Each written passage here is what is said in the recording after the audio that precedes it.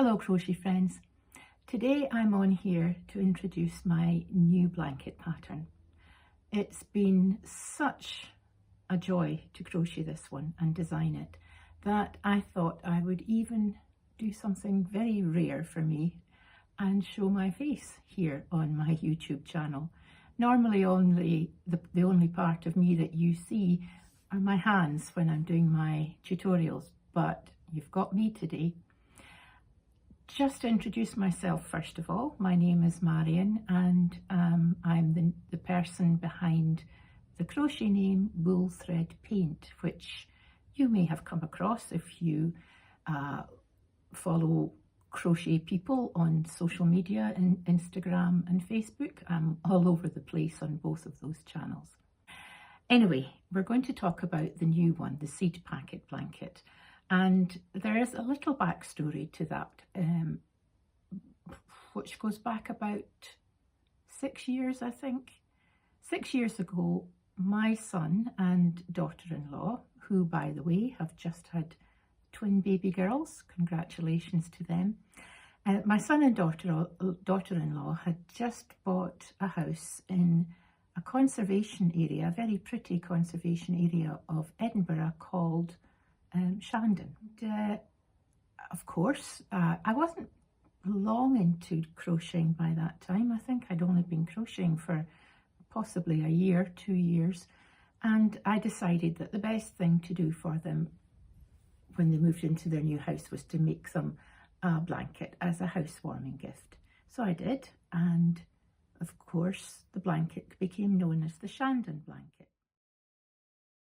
Two of them. I made two of them actually, because once I'd made it and made the one for my son and handed it over, I had fallen in love with that pattern and I really, really liked it. So I made another one for myself, and it still is a favourite. It usually is the one out of all my blankets that takes favour over the back of my sofa. At the time, it was made in Stylecraft batik yarn, which at that point was my favourite yarn. Without a doubt, I think I made 4 or 5 blankets that year, one after the other, all in batik.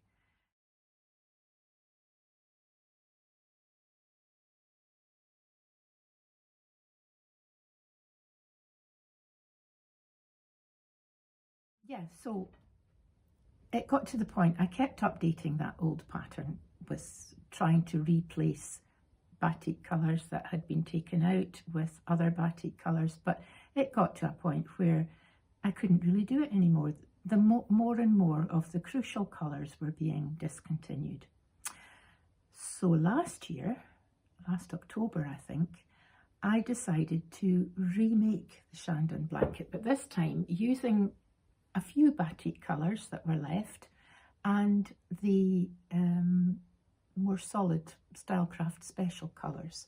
You could just about see it over my shoulder here, because I started, I'm not going to bring it off, I've pinned it roughly on the wall and I'm not going to bring it off the wall to let you see it more closely, because it's gone. I wasn't able to finish it.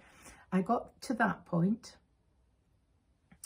and then discovered that 2 or 3 more colours had gone. So sadly, I made the executive decision to abandon it. And I was going to abandon it altogether and not do a remake. And then this, let me see if I can find it. It's down here on the floor. Yep. The lovely people at Wool Warehouse started to produce their own yarns, and this is one of them. This is one of the more recent ones.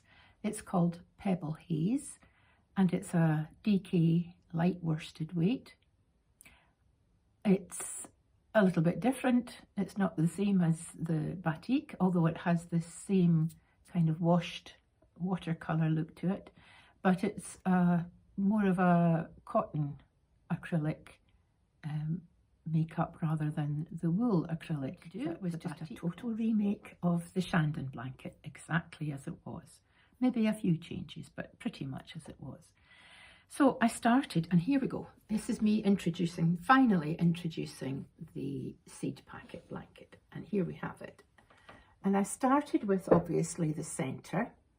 The colours you can see are punchier, brighter than the batik ones, but I was still using colours which kind of corresponded with the original pattern. So I started it, and I got to about this point, and as I was working away, and every so often I put it away from me, stand back and look at it to look at the colours, something came into my head. I don't know what it was, but it was reminding me of something. No idea what at that point. And then it clicked. Well, actually, it was a trip. I was down at my local garden centre having a look, and I think I was looking for weed killer or something, I'm not sure. But I just spotted a rack of packets of seeds, you know, you get them everywhere. Lots of packets of very, very brightly coloured seed packets on a display.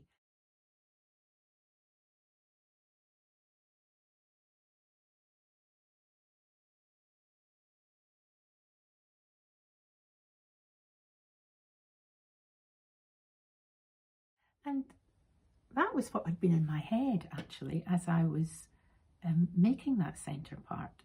I knew that's what it was. It was something very gardeny. That's not a word. Very gardeny that was in my head as I was working on these centre squares. And then I thought, well, why do something again? Why just simply repeat something old? Why not change it slightly and make something new out of it? So that night I decided, without having to give it any thought whatsoever, that the Shandon blanket number 2 was now going to be called the seed packet blanket. And it was perfect because we were just coming into spring, and the new shoots were growing and the bulbs were flowering, and we were looking forward to the first of the early perennials coming out, and I just thought, this is just perfect. So there we go, that's the Shandon, the seed packet blanket. Now, what I did then was I decided to increase the size of the blanket a little bit and add some bits and pieces. Now, you can't see it terribly well, but you can maybe make out a row of baubles, and they change colour as you work around, as you look around the sides. That's new. And I also put in this row of more definite flowers against a green background, which I thought was, you know, particularly appropriate. My husband had probably just cut the grass for the first time in the season, and this was in my mind. So again, this changes colour as you go around, different flowers. And then finally, I went back to the original blanket for the border, because this was something that I had absolutely loved when I made the original blanket. And that was the scallop shell type border, but made up in lots of different colours. And it's a great way of using up the odds and ends of certain shades that were almost finished. So that is the, I'll put it over here so you can keep looking at that rather than my face. That's the seed packet blanket. And I've got the pattern written out, and I have a number of YouTube videos, tutorials, which accompany the pattern. They're not standalone, and let me just explain that I don't really do video tutorials for people to make something from start to finish. The tutorials are only there to support the written pattern, so you will really need to have the actual pattern. You won't have any of the colours listed in the tutorials. It's just step by step, and this time it definitely was step by step, because I was making the video tutorials as I was designing the blanket. It was all happening in real time. That means that there were a few changes as I went along, and I had to pull things back because I always do. I actually don't plan anything on paper first. It's intuitive. I just start. And if I don't like something, it comes out. So that you will see happening in some of the tutorials, which is quite funny, really. And one other thing I want to say about my videos this time, and it's strange because it's never happened before, but I found it quite a challenge to talk over the video at the same time as doing the stitching, because I think it was the fibres in the yarn. Not that it would bother anybody as a blanket, but when you've got your head over it for hours every day talking to a camera, I had lots of tickly coughs during the making of these videos, and I have managed to edit them out, but there are bits where I've got a bit of a kind of throaty voice, so my apologies for that. Nothing I could do about it. My husband said, why don't you put a mask on because your face isn't being seen? And I thought, yeah, that's a good idea, until I realised, of course, that would just be a muffled voice you'd be hearing. So that's my apologies for the videos. The video voiceover is not my normal 100% perfect voice. So there we go. That is the seed packet blanket, and following on from this in the playlist are, I don't know, 7, 8 videos which will take you through all the sections. Section 1, Section 2, Section 3, Section 4, Section 5 and Section 6, and in some cases there are Part 1 and Part 2 for some of the sections. So I hope you find them useful, and when you're working on the pattern, and if you get to a part that's difficult to, some people find reading the pattern quite difficult, I'm sure the video will explain in more detail, and hopefully you'll be able to continue. I'm sure you will. It's a very easy pattern, as all my patterns are. It's the colour that is the star. It's the yarn that is the star. And that's why I think my patterns are quite popular. I'm not that much ahead of you as far as crochet skills are concerned, but I can mix the colours, and therefore you're getting a pattern that is a joy to make. It doesn't take a lot of thinking or trying to work out complicated technical pattern writing. It's straightforward stitches, good for beginners, especially if you've just got a little bit of confidence. So maybe you've made a granny square or two in the past, but you will be taken by the hand, step by step, through every part of the pattern, and you will have a seed packet blanket when you're finished.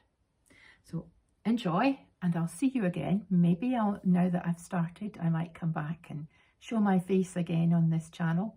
Maybe not, but for the moment, I'll say bye-bye and happy crocheting. Talk about being forgetful. I almost forgot to mention the important details. The seed packet blanket pattern is available in my Etsy and Ravelry shops.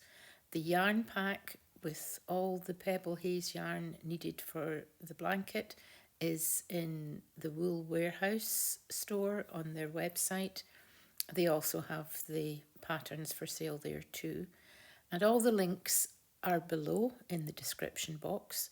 Also, my own website, www.woolthreadpaint.com, link below, has lots more information about the pattern and the story behind it. Thanks for watching. Bye for now.